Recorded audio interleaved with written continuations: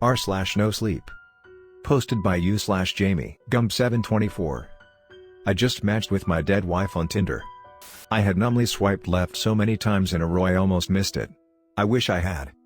My wife Allison had been dead for 2 full years. Yet there she was, on Tinder, smiling at me, in a photo I had never seen, looking older than she did when she passed.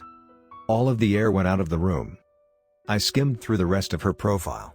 There was no writing, but 3 other pictures of my dead wife I had never seen before, including one with the Statue of Liberty behind her, even though I knew she had never been to New York City. At least to my knowledge. The profile had the right name. The right after for if my wife had just kept living after July 2020, but her location was 9 miles away. I swiped right and breathed for the first time in nearly 2 minutes. I struggled to sleep for the next 48 hours. Never getting a match. Ready to message Tinder and tell them someone was impersonating my beloved dead wife on their app and doing some kind of magical Photoshop to put her in pictures that never existed. The match came at 3:33 a.m., lighting up my phone. I was already awake. The match came with a message. Just a simple hi.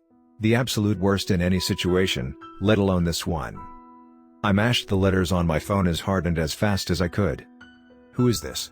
Why are you doing this? And where did you get these pictures of my wife? She died of cervical cancer 2 years ago, you monster. I had to wait for another 24 hours before I got an answer. It came in the middle of the night again. Derek, I miss you. I'm sorry for what happened. That was it. Sorry for what happened? She died of natural causes she in no way could have controlled. And was I supposed to believe that my dead wife's spirit decided to inhabit a Tinder profile and hit me up on it? I got another message as these thoughts ran through my head.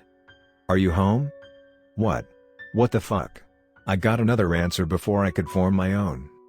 I'm outside. My blood ran cold. Something rattled in the darkness of my kitchen and I jumped up and readied myself in bed, then realized it was just ice dropping in the ice maker in the freezer. Another message. Holy shit. Let me in, please. Fuck. Fuck. Fuck. Fuck. What? Someone had to be fucking with me, but who would be this impossibly cruel and diabolical? There may have been a couple of people who didn't like me at work, but no one who would go anywhere near this far. Another message. Never mind. No more time for thought. Just reading. Never mind. I got in. I heard the front door of my house close and I tightened up in my bed. I started to write back. Why? I'm a dumbass. I don't know. Another message rang in before I could shoot mine off. You're on Tinder too soon, Derry. The pet name only the two of us used between each other. The logistics of who knew that name flashed through my head as I heard footsteps approach my unlocked bedroom door. Then the footsteps stopped right outside. They were accompanied by a fresh message in my inbox.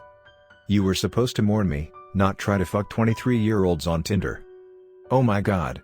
I realized right there that it was even following Allison's quirk to impeccably punctuate any kind of message even if it didn't matter, putting the dashes into 23-year-old.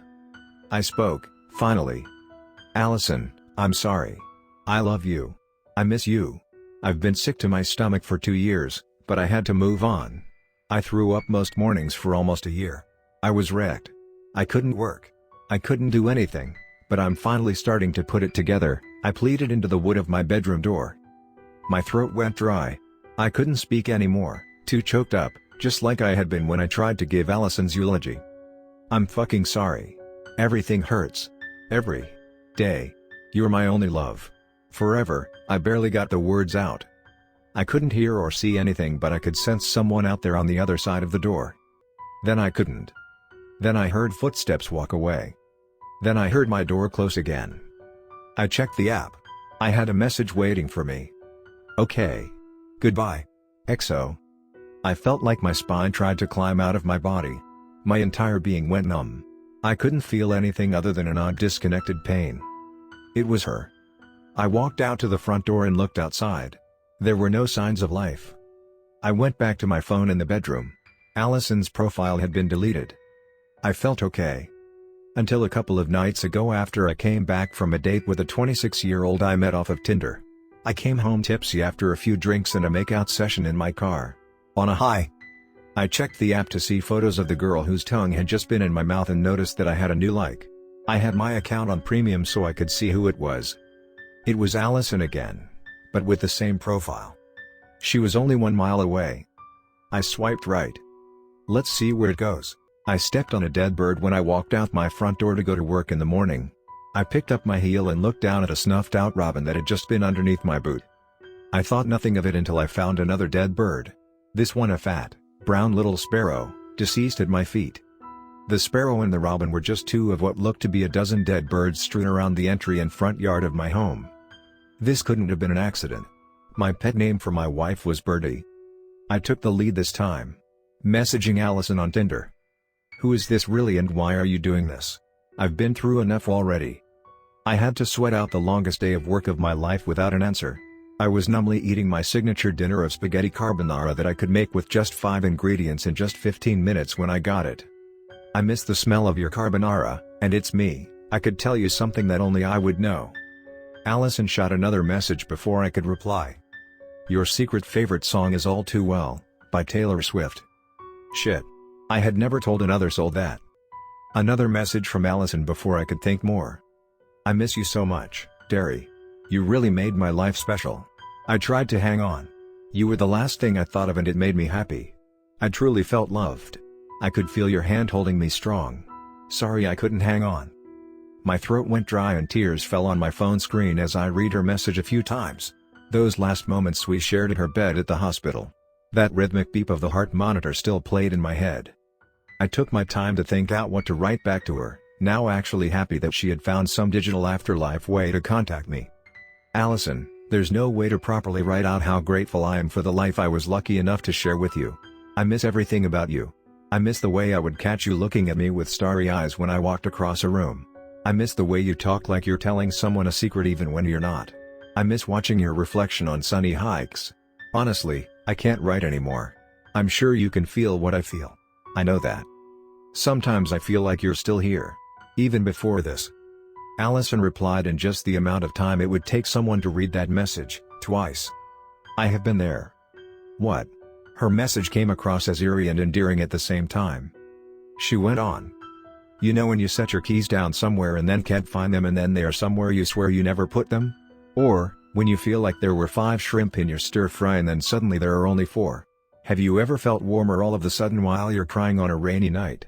It was at that moment I realized I hadn't turned the lights on in the house but it was almost nightfall. I sat there in the dark, crying into my congealed spaghetti, wondering if Allison was watching me right there or if this was just the world's cruelest prank. The buzz of another message nudged me in the dark. I'll step away, I'm sorry for causing you any grief. Allison XO. I let that sit there. It felt right. But I also had to do some housekeeping.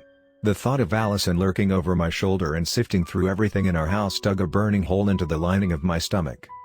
I grabbed my computer, went out to my car and drove into town.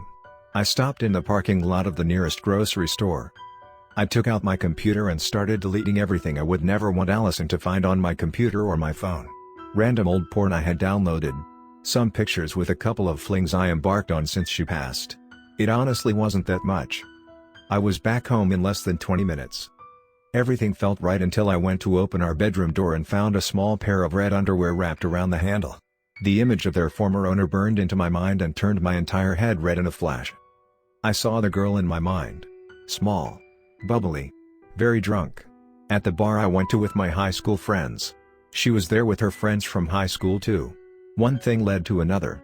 We went back to my house and spent the night together.